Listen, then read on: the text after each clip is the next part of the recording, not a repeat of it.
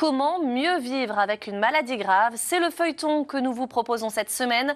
Ce soir, on s'intéresse aux outils dont disposent les soignants et les malades pour ralentir la progression de la maladie d'Alzheimer. Et vous allez voir que les animaux et la musique peuvent jouer un rôle important pour conserver la mémoire. Valérie Odile et Pascal Thine.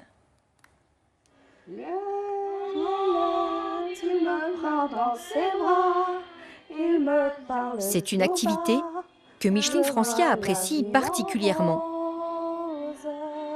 La salle Snozelen a ouvert ses portes il y a quelques mois au sein de l'hôpital gériatrique Le Quem à Thionville, où elle est résidente. Depuis, elle vient régulièrement y passer du temps avec une aide-soignante spécialement formée. Alors, quelle couleur vous voyez là, Madame Francia? Moi, j'aime bien celle-là. Le rouge? C'est plutôt la lumière qui vous plaît ou plutôt la musique? Ah, la musique, oui. Boum, boum, boum. Qu'est-ce que vous ressentez à l'intérieur? Souvent, j'aime bien, moi. Hein. Ça, j'aime bien ça.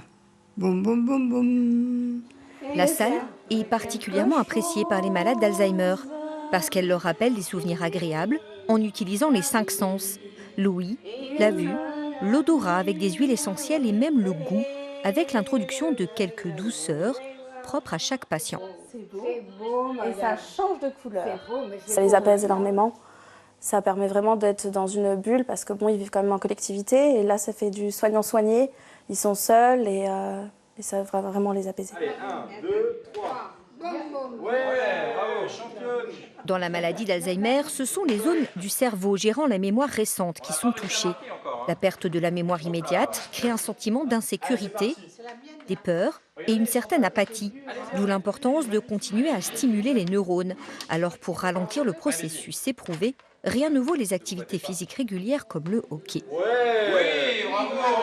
On peut l'applaudir, bravo champion. Notre objectif ici, c'est d'apporter une stimulation sociale, les faire interagir en groupe, travailler un peu tout ce qui est coopération, cohésion de groupe.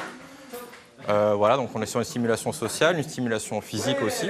C'est important de les faire bouger pour maintenir un peu leur capacité physique, leur niveau d'autonomie, pour ce qui reste en tout cas pour ceux qui sont le plus en difficulté.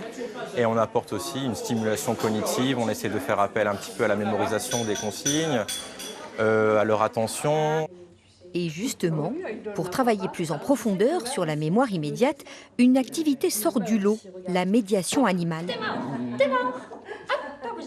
Jennifer le sait bien, en partenariat avec France Alzheimer, elle propose des ateliers spécifiques avec ses 2 complices, Tips et Ucho. Il va falloir travailler en équipe, ok? On va essayer de faire demander à Ucho ou à Tips de faire un parcours. Il va falloir retenir les couleurs.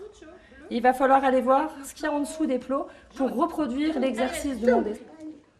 Oui, ça c'est bien. Oui. Si le parcours paraît facile pour une personne en bonne santé, c'est en revanche un énorme effort pour une personne atteinte d'Alzheimer. Retenir la séquence, retenir le prénom du chien, retenir l'activité, la commande qui a été demandée, retenir la friandise qu'on doit demander.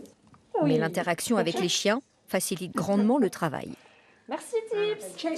S'il y a quelque chose qui reste, c'est la mémoire émotionnelle. Avec les animaux, on peut échanger, on peut partager les émotions et du coup, ils voient, ils sentent l'échange même si la communication n'est pas là. Et du coup, pour eux, ils ont juste besoin d'axer ça sur tout ce qui est émotionnel.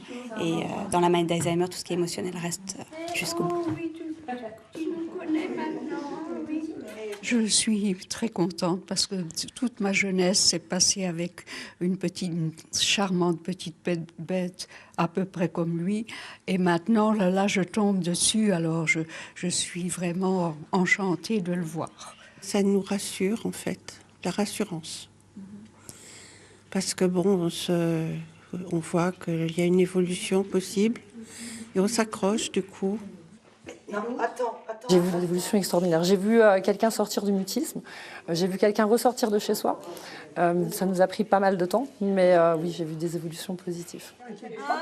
Pas étonnant que de plus en plus de maisons de retraite autorisent désormais les animaux domestiques dans leur établissement, élargissant ainsi la palette d'outils pour mieux vivre avec la maladie d'Alzheimer.